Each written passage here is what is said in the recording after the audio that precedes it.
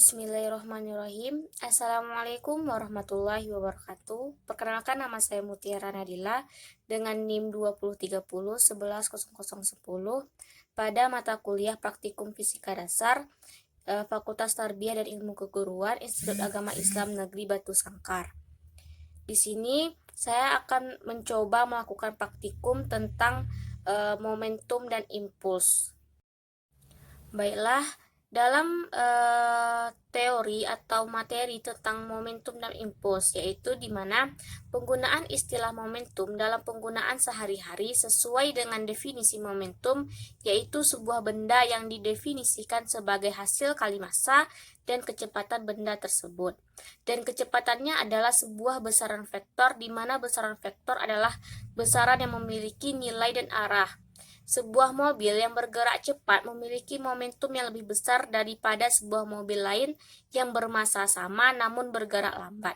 Sebuah truk yang berat memiliki momentum yang lebih besar daripada sebuah mobil kecil yang bergerak dengan kecepatan yang sama.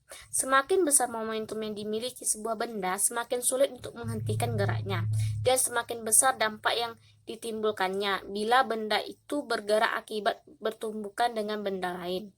Momentum linear partikel adalah besaran vektor P yang didefinisikan sebagai P sama dengan M kali V, atau momentum linear dari sebuah partikel, di mana M adalah massa partikel dan V adalah kecepatan, atau kata sifat linear yang sering diabaikan, tetapi berfungsi untuk membedakan P dari momentum sudut.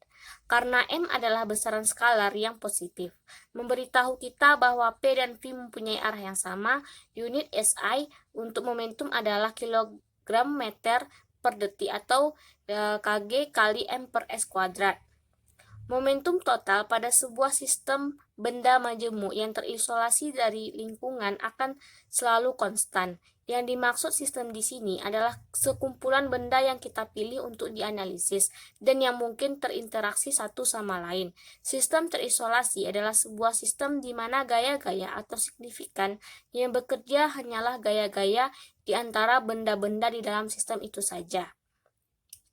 Pada peristiwa momentum, pada peristiwa tumbukan antara dua benda, peristiwa tumbukan dapat berlangsung sangat singkat, misalnya tumbukan antara dua bola biliar, dan dapat pula berlangsung sampai berabad-abad. Seperti tumbukan antara dua bintang angkasa. Akan tetapi pada sebuah tumbukan, benda-benda saling berinteraksi secara kuat hanya selama waktu tumbukan itu berlangsung.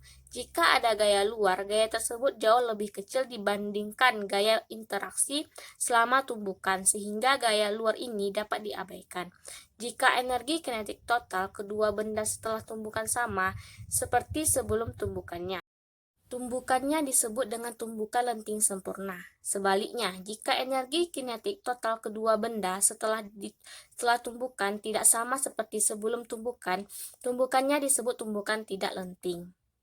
Momentum total setelah tumbukan adalah jumlah vektor MA kali VA aksen ditambah MB dikali VB aksen. Terlepas dari berapapun besarnya massa dan kecepatan ini, telah membuktikan bahwa momentum total sebelum tumbukan akan selalu sama dengan momentum total sesudah tumbukan, baik bila tumbukan itu terjadi frontal ataupun tidak, asalkan tidak terdapat gaya eksternal yang bekerja pada sistem. Peristiwa yang terjadi ketika tumbukan lenting sempurna adalah energi kinetiknya kekal. Tumbukan lenting sempurna terjadi ketika gaya-gaya antara dua benda yang bertumbukan adalah konservatif, atau energi kinetik sistem sama sebelum dan sesudah tumbukan.